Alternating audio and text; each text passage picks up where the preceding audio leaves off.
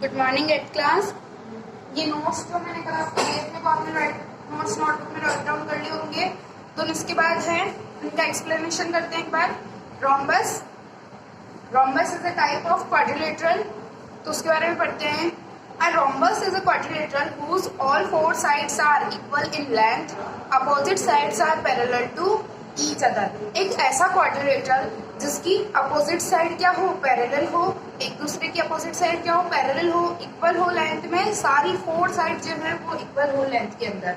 Means ऐसा quadrilateral जिसकी चारों साइड इक्वल हो, पैरेलल हो, अपोजिट साइड के पेयर्स पैरेलल हो, उस क्वाड्रिलेटरल को हम क्या कहते हैं, रोम्बस। ओके, तो आपको आइडेंटिफाई करना हो कि ये रोम्बस है या नहीं है। तो सबसे फर्स्टली आपको चेक करना है कि साइड्स पैरेलल है या नहीं है। अच्छा, एक ये कंडीशन इनफ नहीं होगी कि साइड पैरेलल है, क्योंकि पैरेलल तो पैरेललोग्राम में भी होती है और काफी सारे ऐसे क्वाड्रिलेटरल्स होते हैं जिनमें भी पैरेलल होती है।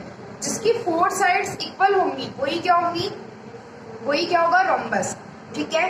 देन उसके बाद है properties of rhombus. Opposite angles are equal. Rhombus के अपोजिट एंगल क्या होते हैं, equal. All sides are equal and opposite sides are parallel to each other. हमने ये पढ़ा ही है डेफिनेशन में कि अगर किसी भी क्वाड्रिलेटरल की चारों साइड इक्वल होती है तो वो रोम्बस होता है।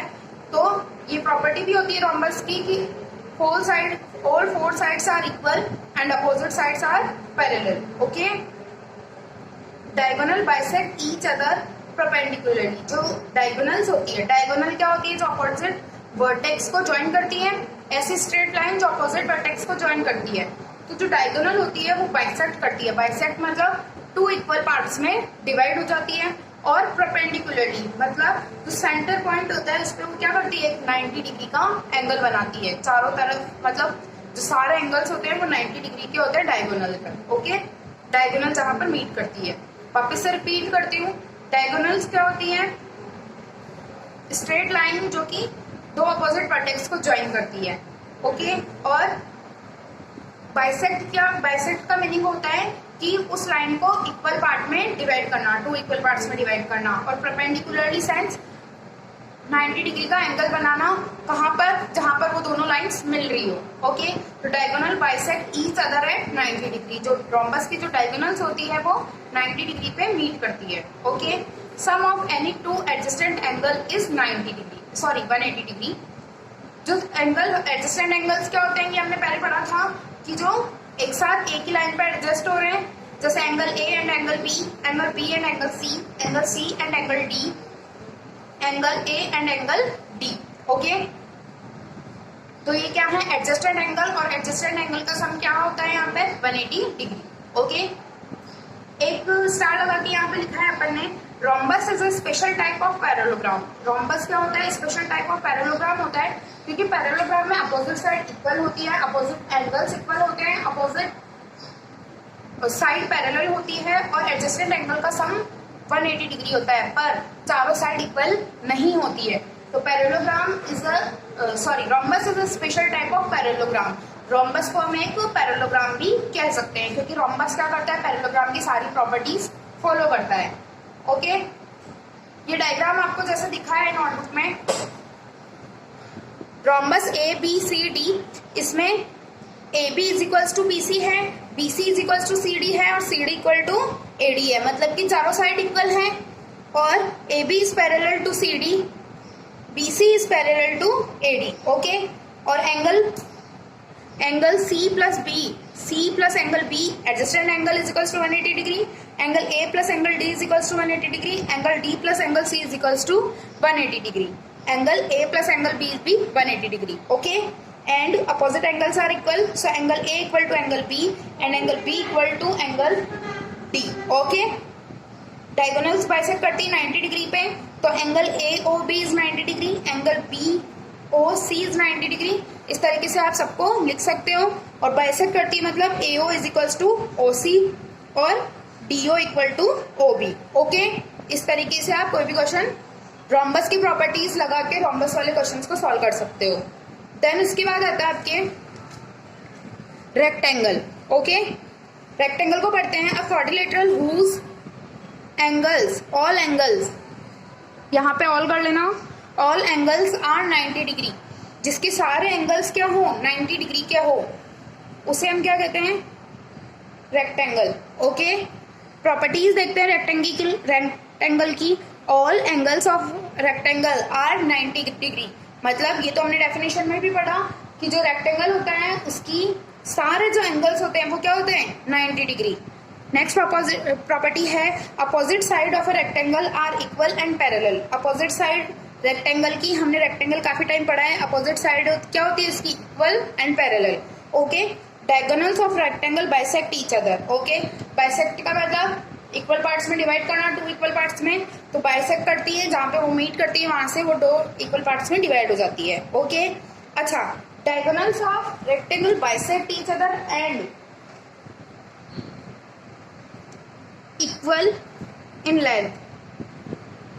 ओके, ये भी आप अपनी नोटबुक में राइट डाउन कर लेना। Equal in length, diagonal bisect तो करती है लेकिन लेंथ में भी इक्वल होती है। ओके, देखते हैं एक बार, यहाँ पे हमारे पास रेक्टेंगल है, rectangle A B C D. इसमें A B equal to C D है क्योंकि अपोजिट साइड इक्वल होती है। A D equal to B C है क्योंकि डायगोनल्स भी इक्वल होती है। और B D equal to A C है, क्यों, क्योंकि अपोजिट साइड इक्वल है। इस तरीके से आप अपोजिट साइड और डायगोनल का कॉन्सेप्ट लगा सकते हो। डायगोनल बाइसेक्ट भी करती है तो AO is equals to OD होगा और OC is equals to OB होगा। ठीक है, देन उसके बाद angles, angle A, angle B, angle C and angle D is equals to 90 degree.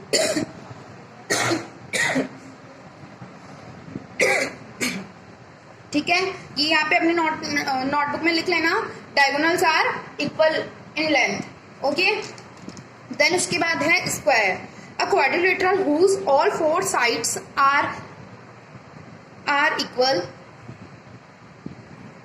all 4 sides and all 4 angles are equal, then this quadrilateral is known as square। ठीक है, यहाँ पे हमारे पास एक स्क्वायर बना हुआ है, इसके चारों एंगल कितने हैं, 90 डिग्री के, और 90 डिग्री के साथ साथ होने के साथ ये चारों साइड्स भी इस क्वाड्रिलेटरल की इक्वल है, तो हम इसे एक स्क्वायर कह सकते हैं। Okay, all angles of square is 90 degree, all sides are equal and parallel to each other, opposite sides are parallel to each other, diagonals bisect each other perpendicularly। तो मतलब जो डायगोनल बाइसेक्ट करती है, ये हमने प्रॉपर्टी किसमें पढ़ी अभी, रोम्बस के अंदर भी पढ़ी, तो रोम्बस में भी पढ़ी, तो बाइसेक्ट करती है और परपेंडिकुलरली करती है। ओके, एरिया ऑफ स्क्वायर ये सब इस चैप्टर का पार्ट नहीं है, पर फिर भी मैंने इसलिए डाला है ताकि आपको थोड़ा रिमाइंड रहे। ओके, तो ये था हमारा स्क्वायर, रोम्बस और रेक्टेंगल। उसके बाद मैंने आपको एक फ्लो चार्ट दिया था, फ्लो चार्ट से ही आपका 3.4 का फर्स्ट क्वेश्चन सॉल्व होगा।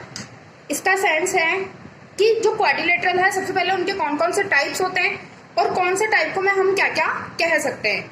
जैसे एक पैरेललोग्राम को हम रोम्बस और रेक्टेंगल दोनों कह सकते हैं, और फिर एक काइट और पैरेललोग्राम को हम क्या कह सकते हैं, रोम्बस कह सकते हैं। एक रोम्बस और रेक्टेंगल को हम स्क्वायर कह सकते हैं। ओके, और ट्रेपेजियम की कोई क्वालिटी एक दूसरे से मैच नहीं करती है। वापस से बता रही हूँ, पैरेललोग्राम को हम रोम्बस को हम पैरेललोग्राम और रेक्टेंगल को भी हम पैरेललोग्राम कह सकते हैं। स्क्वायर को हम रोम्बस और रेक्टेंगल कह सकते हैं, नीचे की साइड से ऊपर की साइड जाना है। स्क्वायर को हम रोम्बस और रेक्टेंगल कह सकते हैं और पैरेललोग्राम भी कह सकते हैं। रोम्बस को हम काइट और पैरेललोग्राम भी कह सकते हैं। इस तरीके से आपको फ्लो चार्ट सॉल्व करना है। आपके क्वेश्चन नंबर 3.4 का first, all rectangles are square, क्या रेक्टेंगल स्क्वायर होते हैं? तो आपको इस फ्लो चार्ट में से देखना है कि क्या सारे रेक्टेंगल स्क्वायर होते हैं। देखो, अगर किसी ने नहीं लिखा हो या किसी के पास पिक नहीं पहुंची तो आप स्क्रीनशॉट ले लो, मैं वेट कर रही हूँ।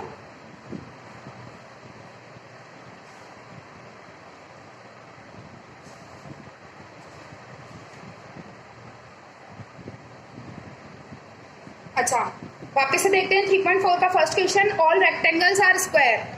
रेक्टेंगल सारे स्क्वायर होते हैं क्या? नहीं। हमको चार्ट कहाँ से चलाना है? ऊपर, नीचे से ऊपर की तरफ।